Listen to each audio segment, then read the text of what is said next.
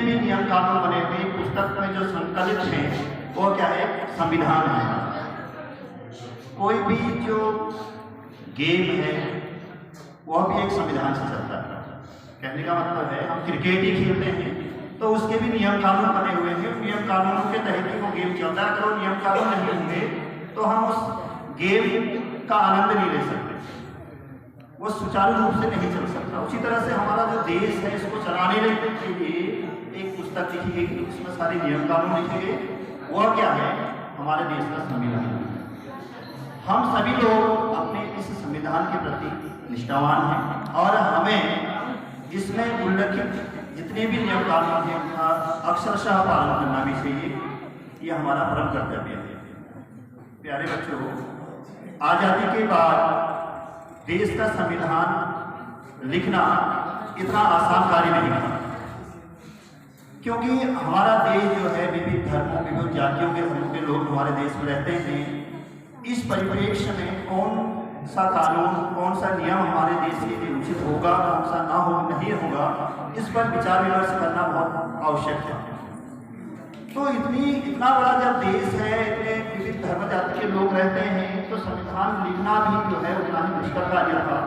इसके लिए जो हमारे प्रारूप समिति के अध्यक्ष और जो विभिन्न समितियां थी, उन समितियों के अध्यक्ष जो बने हुए थे, उन्होंने विभिन्न देशों के संविधानों का अध्ययन किया गया और उन प्रावधानों को पढ़ करके कौन सा प्रावधान हमारे देश के लिए उचित होगा, कौन सा प्रावधान हमारे देश के लिए उचित नहीं हो सकता, इन सब पर विचार विमर्श करने के बाद लगभग 3 साल इस कार्य में लगे हुए। 2 साल 11 महीने 18 दिन, लगभग 2 साल हमारे देश इस संविधान को बनाने में लगे।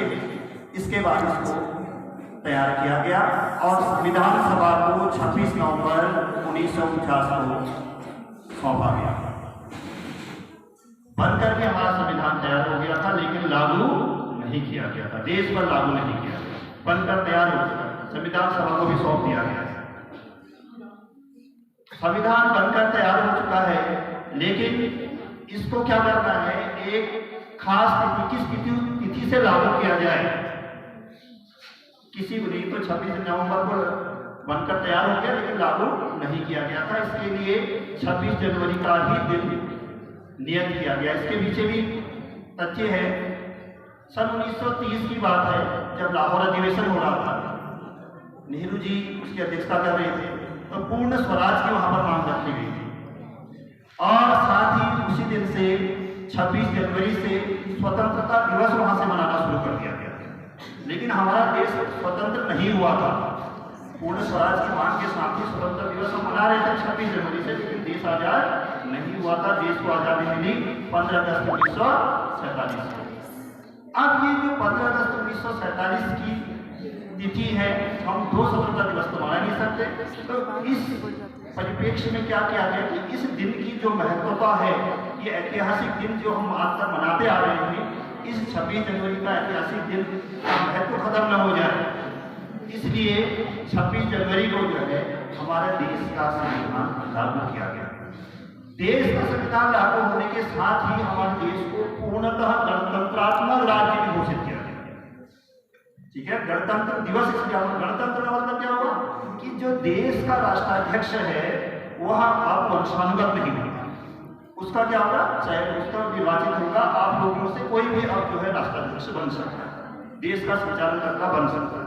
ठीक है, इसलिए पूर्णतः संविधान लागू होने के साथ ही हमारे देश को क्या किया गया, गणतंत्रात्मक राष्ट्र भी पूर्णतः हमारा देश यहाँ से घोषित हुआ। इसलिए आज हम 26 जनवरी को गणतंत्र दिवस के रूप में मनाते हैं। तो प्यारे बच्चों, ये हमारा ध्येय है, उद्देश्य है, कर्तव्य होना चाहिए कि जो हमारे देश के संविधान में उल्लेखित प्रावधान है हम उसका पालन करें, उनमें लिखे हुए प्रावधानों को अक्षरशः पालन करें और उसका सम्मान करें। इसी के साथ मैं अपने विचारों को विराम देता हूँ। आपको पुनः 26 जनवरी गणतंत्र दिवस की हार्दिक शुभकामनाएं।